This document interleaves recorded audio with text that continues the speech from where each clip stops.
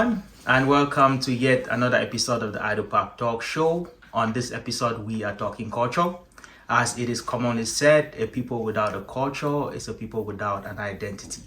It is important for us, especially out here in the diaspora, to talk about our culture, to find opportunities to show our culture to people who may not know who we are. On today's episode, we shall be talking to representatives from the FAKO Cultural and Development Association of Alberta, and I would have them introduce themselves. Thank you for having us today, Asong and Ghana. My name is Mula Ndoping, with origin from Wangai village. I am the president of the FAKO Cultural and Development Association of Alberta. Thank you, Idle Park Show. It's always a pleasure to be part of your show. Thanks for accepting to be with us here today. I am Iya Ani Namundo Eddie, daughter of Mr. and Mrs. Efeme from Likombe village. We are here to talk about the Bakweri people, the FACDA association, and how we are promoting our culture in this part of the world. Wonderful. So welcome again. It's indeed our pleasure. We're going to talk a little bit, but let's start from the beginning. What is the history of the Bakweri people in a nutshell? Yeah, so the Bakweri people are part of a homogeneous group from what we call the semi-Bantus. Most of them moved from an area where we used to call Bomboko. They live across the southwest region. That's from Boya town, right down to the villages of like Likombe, Mamu, down to Ekona towards Moyuka. And then on the south, they live towards Mutengene Tiko, and right down to what we used to know as Victoria, now called Limbe, where we have the Wovia people and the Bomoko people. Is there anything that the Bakweri people share in common? Language, food, culture, and what would you say is common to the Bakweri people? Yeah, so many things. We are abundantly blessed. The Bakweri people are abundantly blessed people in terms of our cultural heritage, where we come from. One of the most significant things that we have in our area is our FAKO Mountain. You know, anybody who has been around that area, each time you wake up in the morning, just the view makes up your day. It's such a beautiful sight. Exactly. Yeah. It's a beautiful sight. And this mountain happens to be the highest mountain in sub-Saharan and Central Africa, with a height of 4,040 meters. And also, it also is the fourth highest mountain in Africa in general. Yeah, so we are abundantly blessed. Like I said, we are hospitable people. Knowledge is key. And we also have the first Anglo-Saxon university in where we come from, in Mulikoboya. It has graduated so many millions and millions of graduates. One of them. I'm a proud graduate from the University of Boya, popularly known as Unibu. Yeah. And the place to be. Yeah. And you can see around us here in Calgary, when we're having any maybe events or any activities, celebrations, funerals, where we are being invited, any person, every one of us, be it that you are a Bakwerian or not, everybody just comes in there, to support us. Yeah, so we are culturally blessed. And like Rolando mentioned, that FAKO also goes right down to Limbe. We are equally blessed to have parts of the Atlantic Ocean. Another beautiful view down there, touristic site, many hotels, people coming in, tourists from all parts of the world, and it's also a leading means of subsistence for fishing, because we have a lot of fishing that is being done around there. Fresh fish, dry fish, kuta, bar, mololo, whatever it is. You can name the rest. Yeah, all from there. So we are we are abundantly blessed. So just to come back a little bit, what makes your culture, the Bakweri culture, unique from any other culture in Cameroon? Why are you so proud of the Bakweri culture? So there are a couple of things that make the Bakweri culture unique, and I will not repeat some of the things that my sister Annie Edi has just mentioned before. But one of the things is Timba Nabusa. If you've heard that before, that is actually Kwakoko and Bangasu. I mean, when you get Kwakoko from the mountains, it's very unique. It has to be from the mountains. Exactly. It has to be from the mountain. It has a very unique taste on its own. Yes. And then there's also the Kwakoko, which they call Bible, which the one which they make with oil and they put together in a bundle. It's extremely unique, very, very tasty. And there is bread. Exactly. And Daily's bread. She just mentioned it. It's one of those things that if you get to Boya and you don't taste it, then you really miss something. And there's she also mentioned one of the things which is very unique about us. The culture is that we're tied a lot to the mountain. It's what we call our gods, a pasamoto, which is very unique. If you've even lived in Boya for a while, you cannot miss the word a pasamoto, because that god, a pasamoto, guides the FAKO division as a whole. There were many myths that used to happen in the past about sacrifices that used to take place there. Most of us are Christians now. Most of those things we don't align, but that mountain is sacred, right? It's something that is secret, not just for the Bakweri people, but for the entire Cameroon as a whole. And you guys are aware of the mountain race, which is unique. It draws people from all around the world just to come and experience. People run up the peak of Mount FAKO. So that alone makes the culture unique. And you also mentioned the Atlantic Ocean. Most of the Bakweri people were, originally hunters and fishermen. If you are around that region, you need to go to Down Beach and taste a unique form of kuta that is different from any other kuta that you've had anywhere else. There's so many things that we can talk about this. And then we also want to talk about, the elephant dance, which is one of those very special dances that you find anywhere in the world. There are some cultures that have something similar, but the Bakweri elephant dance is extremely unique. It's a form of culture. Yes, locally it's even called a cult, because not anybody can become a part of it. It's a unique, special type of culture that if you're around Boya, even around Limbe, and you've never watched it, I would advise you to try and watch one. There's also the Obasanjom, which many years back, Obasanjom used to move around, to look for witchcraft, right? And some of you have watched the Obasanjom in one way or another. It's a very unique form of dance. There's also Pala Pala.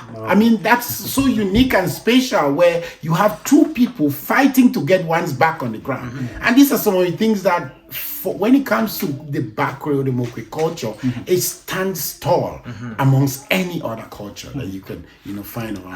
I just wanted to add that the Pala Pala thing, if you've lived in Boya anywhere, you would know there are seasons where people gather, and it's a really special occasion. During those events, you notice the attire.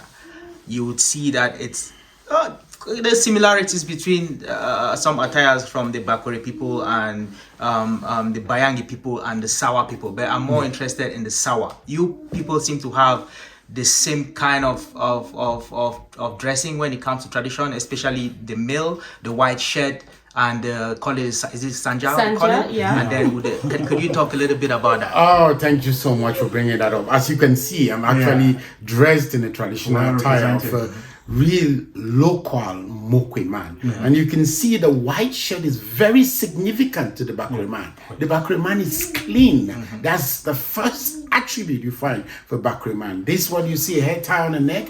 This actually stands as the Sawa tradition. You see a lot of this around the Duala people. And that's also the cultural heritage between that path of Cameroon, which is linked. There is some cultural heritage which says, it's a history which says that there were two brothers that founded. One founded, the FAKO, the Mokwe tradition, and another founded, the Duala tradition. And so both of them were brothers, and that's why you see a lot of similarities, even in the songs. If a Duala man speaks, we can understand. So even the language itself has a lot of similarities. But like you said, the hat, the hair tie on the neck, the white shirt, Very unique. That's and then key. for the ladies, you can see unique special kaba which they have to put on. Yeah. Yeah, so the Bakweri people, like I said before, they are also decent.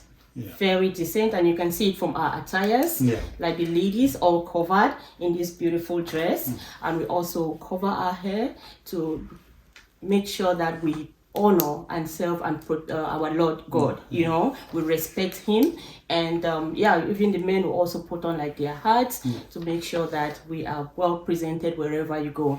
And there is one thing about our culture and also our attires, for example, Akaba, you realize that it is now a trend all over. Everybody puts it on. Everybody puts it on, and there are different shades now. You have mini kabas, you have different types. Wherever you go, wakekeeping, you see even ladies going to the farm, you will see them in their kabas. You know, so it is something that the Bakweri people are really, really proud of, and we are so happy and blessed that we have this uniqueness in us.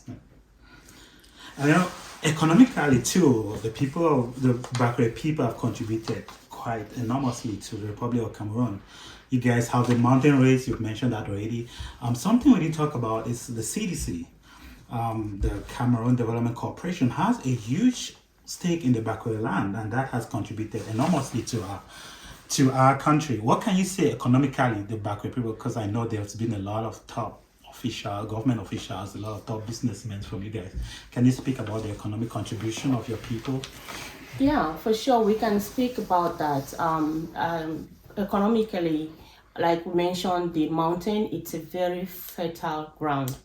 Our land is extremely fertile, and you realize that there is a lot of agriculture going on there, like the sizes of the cocoyams that we get from there. You're going to see even our forests. Our forests, we have like trees that they use in construction all over. We have sawmills out there in the Boya area, and if you go down to a place like Limbe, you have Sonora, the oil refinery. You know, so it has actually helped a great deal in ensuring that this is located there in the southwest. It's located in the southwest. It's located in Limbe, and it's part of the FAKO. And you also mentioned the CDC, which is another one as well. Bakweri people are landed.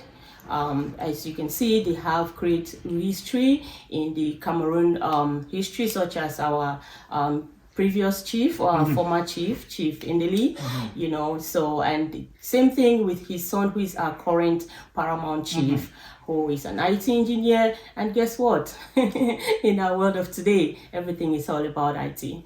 So we are always there at the top. Wherever it is, you find the Bakweri man there. Also, historically, I think you guys were the first to come in contact with the colonizers and the missionaries back in the days. Did that shape you guys' culture in a way? I don't know if you... Some people argue that because of that, the Bakweri people are probably the most modern. We're the most modern people in Southwest. In the South, right? Because you guys were the first to come in contact with missionaries and all these people, right? And growing up, and maybe I was fairly young then, but it was a big thing to hear that someone went to the coast, meaning they went to the Bakweri land and they learned lots of things from the people there. So I think that's really a history that Bakweri people carry, just like we talked about that Sawa history. A lot of that is tied to the Atlantic Ocean. Like you guys remember in the past, most of the colonizers or most of the foreigners that came to Cameroon came through the coastal regions, and because we have the Atlantic Ocean right beside Limbe, and we also have that part of that ocean in Duala, most of these people came in contact with the foreigners that came to the land, and it was so easy for them to start learning certain things which are foreign culture and become more civilized much earlier than most of the other people that were not located closer to the ocean. Right now, modern day it's more or less something else, but yes, that's tied to the history. Okay, so we want to come back to FACDA, so FAKO Cultural and Development Association of Alberta. Why was it created, and what is your mission? If you want to talk about that a little bit. Yeah, so FAKO Cultural and Development Association is an association that was created for us to have that medium to promote our culture. Irrespective of the fact that we're out here in the diaspora, we saw the need to come together as a Bakweri man, because if not so, then we are going to forget where we come from, and also what are we going to pass on to our kids. So 5 years ago, we decided to come together as a group to start seeing how we can promote our culture. So our mission is for us to promote our culture here in Alberta, and also to ensure that we help each and every one of us here to be able to adapt, in the white man world, like we call it in Canada. We come here, there are differences in terms of culture, we have different challenges, but we believe that if we come together as a group, as one people, we can help each other, we can help newcomers who come in. So we became incorporated in Alberta in January 2020. And since then, we have continued. We wanted to launch a long time ago, but then COVID hit, and COVID, we blame everything now on COVID, but actually COVID hit, and we've been singing this song around that we will be launching, and there is a general slogan going on that we're launching. So now is the time we are really going to launch. So in terms of membership, we do have any person who is born maybe by parentage of a Bakwerian. You could be a member if you're married to a Bakwerian. And we also have people who love the culture, who love to promote the culture, and anyone who is willing to abide by our bylaws and is willing to also help us achieve our goals and our objectives. So we decided to call it Alberta because we do have members all over Alberta, not just in Calgary. We have some members in Chestermere, we have some members in Edmonton, and we also look forward to having other members in other areas around. That's why we decided to make it that global. And we are few in number, but we are mighty and we are very powerful, and we have the support of our people. And when I say our people in Calgary and the communities that we live in. And we love that. We want to seize this medium to thank you and also to appreciate. So just to add to that, so FACDA has a website, which is www.facda.ca, which is facda.ca. And on that website, you see lots of other things that we cover. Part of what we do, besides what my sister just mentioned, is that we focus on newcomer integration, poverty alleviation of especially newcomers. We focus on immigrants more, especially to be able to support immigrants to be able to integrate within the society. We promote cultural diversity. So while we are promoting our culture, part of our medium or part of our mission and vision is to promote that cultural diversity in Calgary and surroundings, which is in Alberta as a whole. And we do this through different ways. Some of you have been part of either celebrations or funerals that we have been able to display our culture in dances, and we do this through even some workshops that we've organized to come. So these are just a package of a couple of other things that we do besides the culture that we promote and besides coming together as one. So we need to know the date. We need to know what to expect on the party or the launching. Sorry, you wanna let us know? So the date is May 13th. 2023. That's the D-Day for that we're launching. Permit me to say it. Finally, that our launching is taking place, and it's going to be on May 13th. The time is 6 p.m. right, Polandopin? So the time is 6 p.m. I'm going to be at the Montgomery Community Association Hall, and like I said earlier, we are counting on all of you, all of our friends, anybody who has ever passed through Boya in any way, be it Boya, Limbe, any other city around. If you've lived there, if just imagine when we used to have the graduation of the University of Boya, where we have influx of people from all over the country and even from abroad. This is how this event is going to be like. This is how it's going to feel like. When did you lastly cook kwakoko? Come in there, you're going to have some kwakoko to eat. No matter how small it's going to be, we are going to share together. Come one, come all. We count on your support, and there's going to be a lot of surprises. You mentioned the wrestling. Guess what? Pala, There's going yes. to be a competition between Calgary and Chestermere. Wow. Who is going to win this? Okay, so just to add to what my sister just said, we are calling on all of our friends to be able to come and celebrate with us. We look at this launching to be a celebration of of the FAKO culture, a celebration of Cameroonians that have, like my sister said, that have been through Boya, through Limbe. All of you guys that have been to the University of Boya, this is an opportunity for you guys to come and celebrate that place that gave you that certificate, that degree that you have today.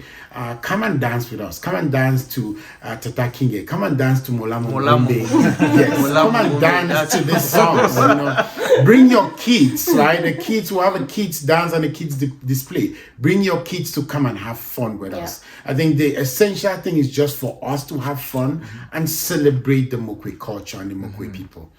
Yeah. Thank you very much, Mola Ndopin and Ian Amudo, for representing FACDA. We are happy that you came to Idle Park to talk about your culture. We are definitely looking forward to everything that you have planned, and we are calling on the people of Calgary, we are calling on the people of Alberta to join us on the 13th of May to celebrate culture. It doesn't matter what culture you're from, we are going to come together and celebrate culture, and we will be guided by the Bakweri people. Come one, come all. Thank you for watching the Idle Park Talk Show.